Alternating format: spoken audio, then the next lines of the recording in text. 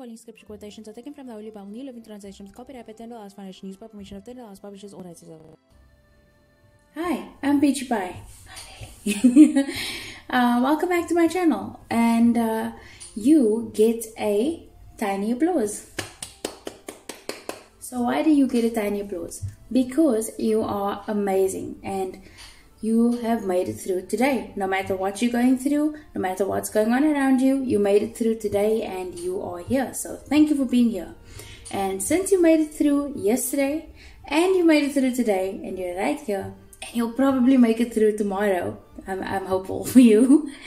Why don't you just hit that subscribe button and hit the notification bell so that you can be here when I release another video tomorrow. Anyway, thank you so much for joining me. And today we are going to talk about healing. I don't know if people really think about this topic, but I thought it was quite interesting to consider. What does it take to heal from abuse? How long does it take you to heal from abuse?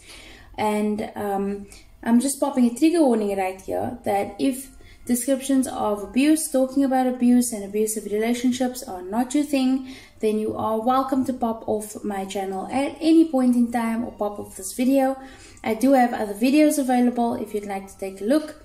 But if my content is not your cup of tea, there's the entirety of YouTube for you to retreat to. And I hope that you will just have a phenomenal day. Thank you for being here, despite maybe your lack of comfort around the issue.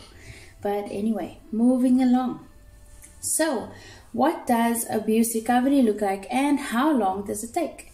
Well, we're not really going to unpack how to heal because there's a lot of content on that issue across the internet. And I feel like it's pretty simple enough for people to look up on their own. And also your recovery should be discussed with your therapist. So if you don't have a therapist, you should really be looking out for a therapist and also looking out for a support group that can help you with that, right? You can also ask your ward counselor or your, I don't know, your small town mayor, whatever they're called in the place where you come from. But they should have access to abuse victim services that you can get in touch with. Okie dokie. Okay, so this video is an external view of recovery, and what that means is we're going to take a look at what's the likely steps that a victim will have to take in order to recover from abuse. Now, let's not forget that when we're talking about victims, we're not just talking about women, which is the majority of what is depicted as an abuse victim. It's just that women are most likely to be abuse victims. And the statistics actually show that more abuse against women is reported than abuse against men. So the thing is that we're not taking for granted every other victim, and we are just putting everybody in this whole batch of victim, whether you are a victim of any kind of violence, and also we are putting children in that category as well. Okie dokie. So if you didn't know, there are 10 different types of abuse according to the Social Care Institute for Excellence. Those are physical abuse, domestic violence or abuse, sexual abuse, psychological or emotional abuse, financial or material abuse, modern slavery such as human trafficking or forced labor, discriminatory abuse, organizational or institutional abuse, neglect or act of omission, and self-neglect. We just did a video about that recently, yesterday I believe. Okay, so if you want me to go into detail about those that are late to date, please leave a comment in the comment section and I will get on that as soon as possible. Anyway, so when we're talking about recovery, I like to use this analogy about wounds. Let's say you have a dislocated shoulder, right? And when the doctor has checked out your shoulder and you're getting out of hospital, yada yada, then you ask the doctor, how long is it going to take me to recover from this? How long before I'm back on my feet again, or before I'm able to do things the way that I used to? And the doctor will say something along the lines of, well, your recovery can take quite some time, but essentially about 6 to 8 weeks is what we're looking at. And the thing is that even though your wound, your shoulder, might be healed enough for you to do basic tasks or whatever for 6 to 8 weeks, people who have had those type of injuries know for certain that when it rains, even years later, they can still feel pain in that area. Even years later, they can still feel that ghost pain that sometimes any sort of a change in atmospheric pressure or anything can cause them to feel this pain in their shoulder. So I think that it's very important that we note that pain is relative to the victim and that it can take a very long time to recover from a wound, even if the wound itself looks like it's closed. So just bear that in mind when we are talking about abuse. Now, the effects of abuse on relationships of adult victims, right? This is what is the effects, the after effects of someone who's been in an abusive relationship. Continued physical abuse if you stay in their relationship, and trauma for yourself, right? Long-lasting mental health issues, substance abuse problems, sexual or intimacy issues, anger issues, eating disorders. You may also have difficulty coping with abuse memories. You might have PTSD or complex PTSD. PTSD stands for post-traumatic stress disorder. Psychological and emotional wounds, fear, feelings of shame, social withdrawal, depression, anxiety, suicidal ideation. And unfortunately, according to statistics, right, abuse can actually also lead to homelessness. During a crisis, we tend to turn to our family for help, but due to the abuser isolating the victim may find it difficult to secure help from people they no longer have connections with, which may lead them to becoming homeless. A study mentioned in the Good Therapy article that we're going to hear about in a bit mentions that 38% of women in the test group who experienced domestic violence ended up homeless at some stage. That's almost 40% of women in that particular test group.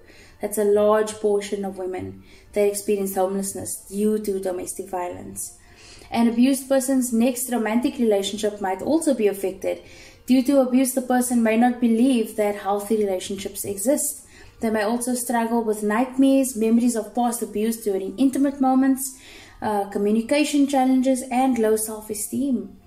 And then trauma bonding. In an article by mindbodygreen.com, they describe trauma bonding as, in practice, trauma bonding looks like a compulsive cycle of wanting to please your partner to avoid setting them off, followed by an incident of physical, verbal, or emotional abuse, and then a honeymoon period where all seems well.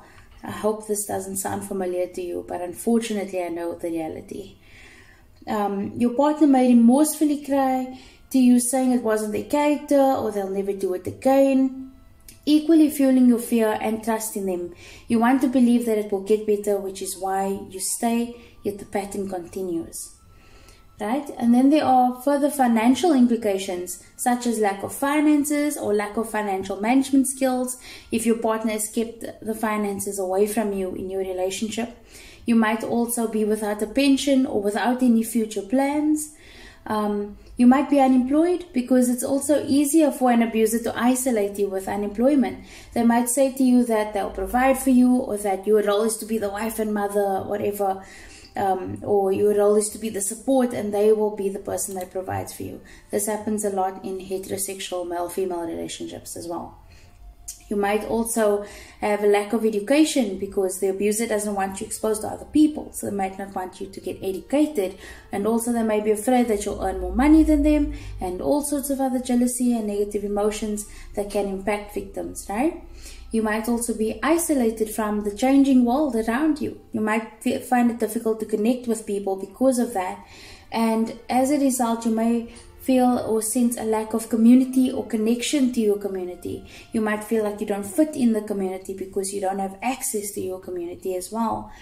And then one of the more worst or the more difficult things to consider is homicide or murder. That can be an effect of being in an abusive relationship. The Center for Relationship Abuse says in an article that 75%, which is 3/4 of domestic violence related homicides, occur upon separation. And there is a 75% increase of violence upon separation for at least 2 years after the separation. This is just crazy. These statistics break my heart, I promise you. And what that points to is the reality of your partner is literally risking their life to save their life. That's a heartbreaking statistic. Now, talking about children, here's things that children go through as people who witness domestic abuse relationships, or people who are being abused as well as children, right? Children could be physically abused. Studies show that girls who come from homes where abuse is present are more likely to engage in risky behavior and have eating disorders than those who don't come from abusive homes. That statistic really shocked me. As someone that had an eating disorder in my teens, that was really shocking to discover that in abusive homes, eating disorders might be a side effect that the children will face, right? In other studies, boys who come from abusive homes are twice as likely to abuse their female partners.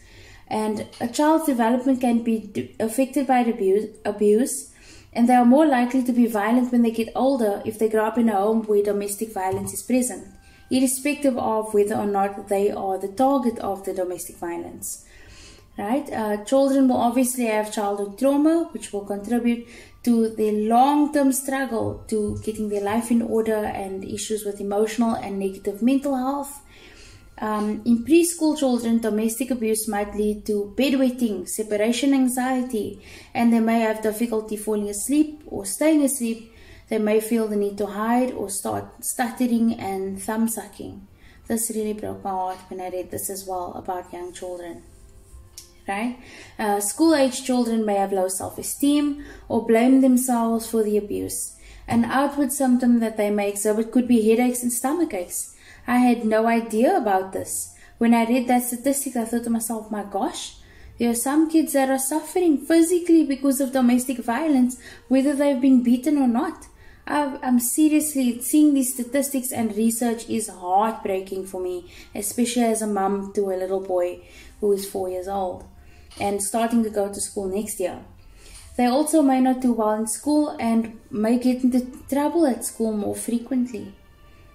And as teens may get into more trouble at school as well, or they might skip school, or they may be in more physical altercations with members of their family or other kids at school, and they are much more likely to engage in risky behaviors such as unsafe sex, drugs, and alcohol abuse.